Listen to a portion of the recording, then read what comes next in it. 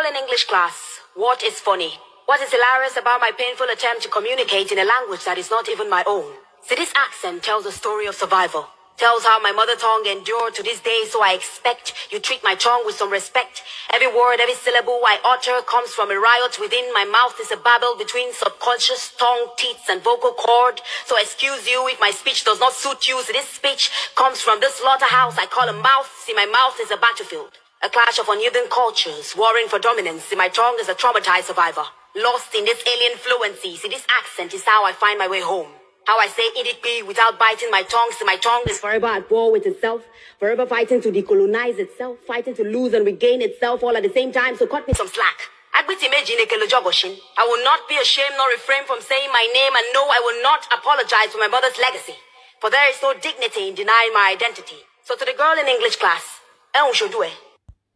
and everything this beautiful sister just said, I agree with her 100%. As an African, it is sad, but it's true. I've seen Africans and I've heard Africans mock each other because the other person does not speak English perfectly or with a perfect diction or pronunciation or enunciation. They laugh and mock at each other. And I always ask, and some of them even boast, some of the Africans, whether they're in America or in Africa, they will even boast so proudly and so arrogantly that I speak the English, I speak the Queen's language. I'm like, excuse me, when last you heard the Queen boasting about speaking your language? Well, of course she can because she's in a different place. But the point of the story is, Africans, especially those who have been colonized by the British, then those with a colonized, dumb and dull mind. I'm sorry, I'm an African, so I got to speak now. Because the Black Americans or the African American thing, I'm only coming for them. No, I'm coming for the Africans, the white, the black, the green. I'm coming for everybody. Hello, I'm even coming for myself. Hello, somebody. Now let's talk before I digress. Africans with a brainwashed, colonized mind that have been brainwashed and colonized by the British people, they will mock and insult and ridicule each other because the other person does not speak or write English language properly or speak it properly or write with perfect grammar. Some of them will even boast and say, I speak the English, I speak the Queen's language, and bat in the eye like it's a badge of honor.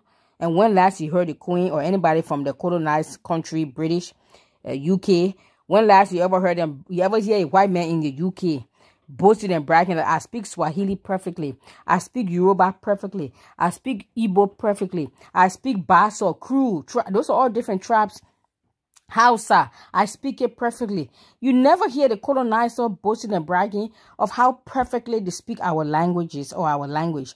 But we are the one who will be mocking and insulting each other and then bragging as if it's a bragging right that we speak the colonizer language perfectly. Oh, I speak the English, the Queen's language.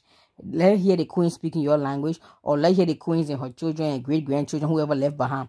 Let's hear them boasting and bragging of how perfectly they speak your language. Listen, I love languages, Chinese, Indian, English, whatever. But let's not mock and insult each other and take one person's language and put it on top and everybody else's language is on the bottom. Or we mock it, especially us Africans who do that. I don't understand. Is it a colonized mindset that is still there?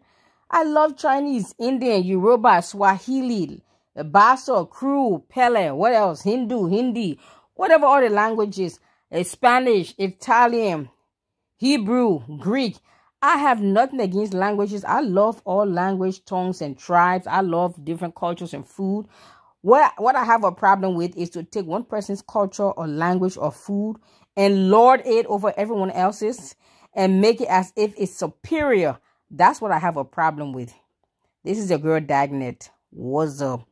You haven't subscribed yet on YouTube? What you waiting for? Because I got a warning from TikTok. I just been here a few months, maybe 3 months already. I have a warning of my account. I know why some people reported some of my videos. You know who they are, aka they travel abroad to get a wife. I'm speaking in Korean language, or Emma. I appreciate you. Leave your comments in the comment section on YouTube and TikTok at the African Blogger, the Woke Culture. Let's discuss. Yeah, those are my 2 channels. One on YouTube says the African Blogger. I have another one called the Woke Culture. You know, woke. And then on TikTok, the African Blogger. Let's discuss. What are your opinions about languages and different tribes and tongues? I don't have an issue with it. I have an issue when you think yours is better than mine, or I think mine is better than yours. That's a problem. Why can't we love, appreciate, celebrate, and honor everybody's language? I understand and respect and appreciate your language and culture. You understand, appreciate. Even if you don't understand, at least love, honor, respect my culture, my language, my food.